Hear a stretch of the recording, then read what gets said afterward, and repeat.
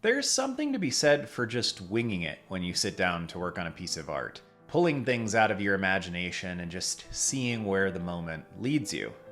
But there's also a lot to be said for having a plan. Now, for some artists, having a plan seems antithetical to the artistic process in general. And I am not one of these, but I understand the concept. I understand the idea. For so many of my friends and even students that I taught over the years, the artistic process was a departure from the rigors and schedule and routine of everything else in their life. And if that is you, then the concept of having a plan for your artwork really is going to work in the opposite direction. But there are some dramatic benefits to having a plan when you sit down to work on something. Right now, on this particular drawing, I'm working through one of the prompts for Smogist, which is a month-long drawing challenge in August each year where you draw dragons, obviously built off of the idea of Smaug from The Hobbit by J.R.R. Tolkien.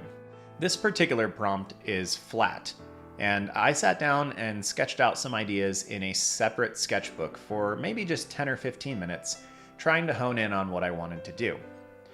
At first, the idea was really boring to me. I kind of had the idea of a coyote from the Roadrunner cartoons where he'd been smashed and he was really flat at first, and that was really boring. So then I thought about, well, it could just be one of those kind of creatures that exists in a flattened space, something where this is just the natural structure of the body. As soon as I started thinking about animals that fit that description, I became more energetic about it. I began to think about, well, where could this thing live and how big could it be? And so many of the dragons I had drawn up to this point were pretty large, so I had the idea of making this one small. And I'm kind of thinking about something along the lines of a Gila monster or a mole, thinking about how those two might be hybridized. You might have this little dragon that's maybe only a couple feet long that lives in burrows, probably burrows that it makes itself. I ended up giving it a claw tail that could potentially be used for digging, or potentially just used to hold on to prey or keep itself inside of its burrow so that it can't be bothered. But either way, I came up with a basic plan. And then the second stage of that plan was to open this sketchbook, this lovely Bristol sketchbook, and start putting down my pencil lines. After I felt comfortable with what I had sketched out, comfortable with my plan as it were, I began to actually put the ink onto the page. Now, the reason that this plan was so beneficial for me is it allowed me to actually hone my idea a little bit before I dove in. It gave me more security concerning my idea. I knew beyond not a shadow of a doubt, but I knew reasonably that this concept would function because I'd already sketched it out. And of course things change as I start to work on it, but some of that confidence for me simply lowers my heart rate and my anxiety as I begin a drawing. This allows my hands to remain steady, and it allows me to be a little bit more excited about the drawing. Sometimes, especially when there's no stakes with whatever you're working on, working straight from your imagination with no plan whatsoever can be really good. It can be really satisfying. It can really dismantle the stress. But I have found certainly over the years that when I dive into pieces without any plan, there's a higher percentage chance that they're going to go awry. And there's the real easy reason here is because awry hasn't even been defined because there is no plan. So determining whether a drawing worked or didn't work is much easier when you have an idea of what worked means. And if you dive straight into something with no plan, you're really allowing yourself, your unconscious mind, and sometimes your inner critic to wreak havoc. Because it can just look at that thing that maybe is objectively good and go, nope, that's a failure because of what I determined right now in your subconscious that you're not even aware of as the potential goal of this piece, and it has not been achieved, and so therefore it's a failure. So having the plan can allow you to just simply understand the win conditions, the idea that this is the goal of this particular piece. For me, it just makes it more fun. And it makes it more fun because I have some sense of direction. And I change things frequently. I know for some people the idea of having a plan can feel restrictive, like a harness that is placed upon you. But I've actually found that the exact opposite is true for me. I feel more free, more able to expand upon things because some definition has been made. When I went into this sketch, when I went into this drawing, my preparatory work was not defining everything, because why would I spend all my time on the prep and then come in and spend that exact same amount of time on the actual execution? Generally, I'm looking for proportions when I work on my plan, when I work on my sketch. For things like this with the dragons, I like to get the head shape kind of figured out, how the limbs are going to function, and the overall idea. But then I kind of just work slowly through things, and I've changed every single idea that I've set out to execute this way, because it's kind of fun. In the middle of the process, you go, you know what, this design needs this here. It needs to be bulkier here. It needs to be thinner here. Some extra shading would help here. All of those little changes are changes to the plan. And maybe that's another thing, that if you have some hesitancy to plan out your artwork, is you're in charge. You don't have to stick to the plan 100% because you're the artist. This is kind of a little bit of a tangent, but when I was teaching, I would sometimes talk to other teachers and they would express their frustration with grading. And I would always try to hear them out and chat with them a little bit. But at the end of the day, I would generally go, well, why don't you change this? And they go, well, I can't change how I grade this. I'm a science teacher or a math teacher. Like, the right answer is just the right answer. There's no way to change this. And I would sit there and go, but you chose the problems that went onto that worksheet, right? You chose the problems that went onto that test. You are influencing the pieces of this whole. And so you have the ability to affect change on those things. If you feel like you're doing way too much grading, you could always build the worksheets or the quizzes or exams to be easier for you to grade while still giving the student everything that they need to practice, everything that they need to learn. We get married to our systems. We get married to our ideas, to the way we've always done things, without necessarily stopping and thinking, is this really what's best for me? Planning things out is a good idea, but then you have to be willing to change your plan, to make it shift to serve you, because you're the artist. You're the one who's executing this thing. And if your plan is no longer assisting you, it's no longer a good plan, and it's okay to depart from it. But I have found, and I found this with myself, my own artwork, my friends, and in particular, my students over the years, having a plan will often lead you to do things of a much larger and profound scale than you would do otherwise. And this is largely probably due to fear. When you start engaging in something as a human, and really just almost any category of thing, you are going to stick to the things that are safe. It's a survival mechanism in our psyche, built into us at a fundamental level. We want to be safe and secure. As much as we fight things like anxiety and stress, they are actually survival mechanisms. We developed as a species to be anxious about the things that could kill us, the things that could hunt us, the things that could stalk us in the night. And those mechanisms are there to protect us.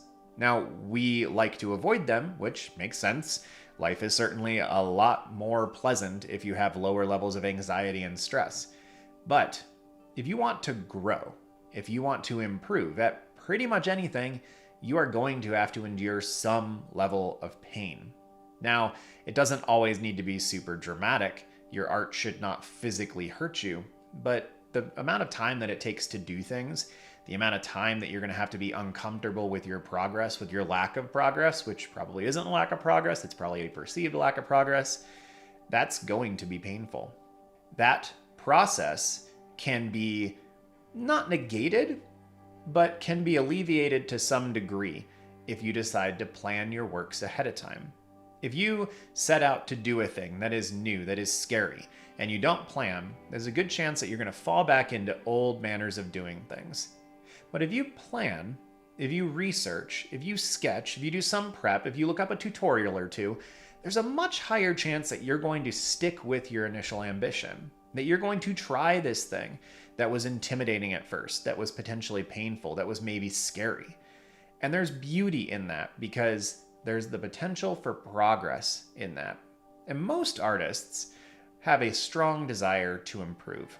I was just talking to a friend this morning who is a fellow artist about the fact that Most artists want to improve, but I do have to remind myself that there are some people out there who are simply content with where they are as an artist. If they never get better at all, they'll be totally fine.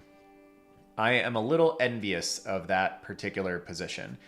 I am one of those people that regardless of where my skills are, they will never be at a point where I'm 100% satisfied with them. And I am built in such a way that this doesn't make me miserable. I know that it does make some people miserable, but it just means that contentment is really difficult. I always want to be improving. I always want to be better. And so every time I level up my skills a little bit, I'm 10% better this year, 20% better this year. It's not enough. And enough is really, truly just not even a good word to talk about it, because I am excited about my growth. But if I keep growing at the rate that I am right now, when I'm 80, I'll still be drawing and angry about something that I can't do. Why can't I draw horses from memory? Well, because horses are so hard to draw. And this is why I keep harping on planning, because planning is one of the best mechanisms to work through that. So maybe if you are the artist who is super content with where you are right now, you don't feel a necessary urge to push forward and to learn new things, to grow. First of all, that's fine. Like, don't let people shame you. If that's you, that's fine. Don't worry about it. But if you want to keep growing, if you want to keep progressing forward, you can come up with a plan that is going to make that far, far easier. And it's going to be better than just sitting and drawing the same kinds of studies, the same kinds of projects that you have for the last 5 or 10 years. So my plan for this drawing, my plan for Smogist, was basically just, I'm going to try to actually finish them, because it's hard. It's hard to sit down for a month and focus on a singular thing, especially when you make the mistake that I did and keep turning these drawings that could be done in 15 or 20 minutes into 1, 2, 3, 4, 5 hour drawings. And trying to do 30 of them or 31 of them in an entire month is quite difficult and quite taxing. But my first goal, my first plan, was just to finish those. And I planned things out in advance. I would do some research. I would sit down and do some sketches. I don't think I sat down for any one of these and just was like, okay, we're just going to see what happens today. I've done that in the past with Inktober. Sometimes it works out, sometimes it doesn't. Last year's Inktober, though, I came up with a pretty concrete plan for most of the pieces, and they went so much better than every prior year. I'm so much happier with them. So this year, I actually sat down and went through all the prompts and just tried to brainstorm. What can I do with this? Which direction can this go? How can I fit these together? And I feel so much better about going into the challenge this year. I think that I'll finish them all. I think that they'll be good. I'll be able to show a lot of them here. And with any, hope and fate working on my side, I'll be able to use some of these illustrations for the children's book that I'm working on as well. But all of that can only happen if I've got a plan. If I've got something that I'm gearing towards, something that I can evaluate and come back to.